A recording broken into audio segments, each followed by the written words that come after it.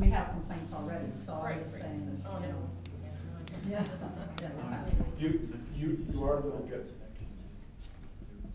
You are going to get the occasional complaint, and the main thing is to dump it on us and for us to perform, so you know that the next time you don't have to concern yourself.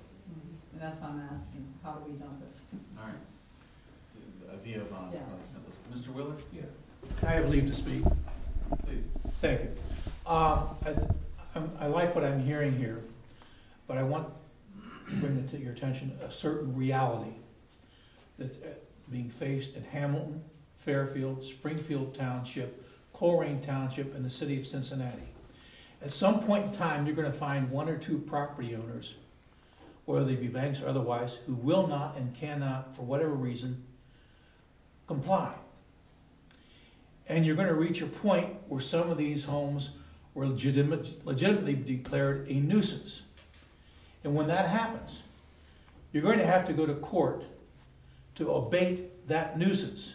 That includes tearing down the house, filing a separate lawsuit to do that, which is all right. There's a provision in the Ohio Revised Code for that.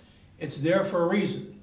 What really concerns me is, once you reach that point, I would suggest you do some shopping to make sure, the law firm that represents you has expertise in that particular area, because it is a very specialized area of law, and it's a specialized area of real estate law. How do I know that? Years ago, I worked in the city of Hamilton on the law director's office and also as prosecutor up there. That's been 30 or 40 years ago. The law hasn't changed substantially as far as nuisances since that time. So you better make sure the law firm you're dealing with, and I'm not saying there's anything wrong with the law firm you got, but you make sure whoever you're dealing with has the expertise to do that. Because when it has to happen, you need someone there who knows what they're doing. If you have someone there who knows what they're doing, whoever he or she might be, it goes smoothly, or relatively smoothly. Otherwise, you've got a bumpy road, and we don't need a mess like they have out in was it Kenwood, with a shopping center half completed for the last 3 years, and everyone's waiting for the final lawsuit to be filed there. So just a warning, and it's costly. Thank you, Mr. Willard. Thank you. May I have Mrs. Lisa? Sandlin? Your Honor, I would like to suggest that since this whole approach has not really been introduced to the public at large, that probably a more sensitive way to introduce it to the public is not by someone driving through the community with a flashing light, would be to send out some kind of a gracious notice to the public. If you want to pay to have it published, I will personally take it door to door, but I believe that people need to have a concept of what the move is so that they can start thinking of, gee, maybe I should budget for this, this, or this, or whatever.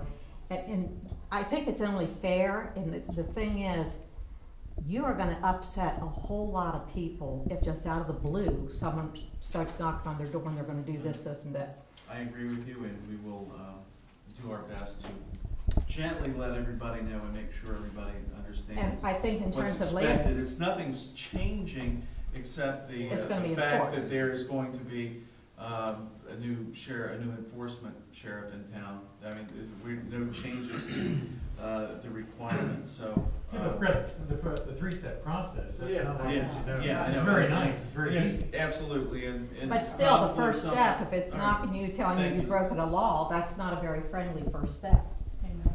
Well, somebody's going to tell them, and it's going to be you. And I would suggest that for the next issue of the journal, we tell everybody, introduce national inspection, maybe even put a picture of one of their trucks in there so the logo's familiar to people, so that they know that property maintenance things haven't changed. At least from the requirements, but that there will be a new, a new organization that will be, handling that part of the. Well, if you have pictures of the people, that's even better. It's a very valid point. In the current economic climate, there seems to be a higher number of foreclosed or vaguely in foreclosure properties than we normally have. And banks are infamous for kicking out the tenant but not taking title. Right. And then you get into no man's land of who is responsible for the properties. Your code actually says that the person, whoever's in charge of the property, has an accountability for taking care of it, which is a better position than when it says the property owner. Because if it's the property owner that's been kicked out and living in California now, you have no hope of getting it fixed. And the banks deliberately do not take title so that they stay away from the maintenance obligation. All right. Hey, Andrew, I had a question too. There are instances, I'm sure that you'll come upon in the next year, where somebody who is a property owner does not have the financial means to make a repair or whatever. Do you suggest entities, nonprofits like PWC, People Working Cooperatively, or things like that? Working with Yvonne in the past in another community, between us, we identified, I'm thinking of, in particular, one sister who was awesome at helping people out in circumstances like that. Okay. So, Okay. All right. Side conversation. It's okay. Anything else? thank you. Thank you, Mark. Thank you. Go get them. Thanks for coming down. Are there any other items that the council wishes to address? Hearing none, I entertain a motion to adjourn. Social group.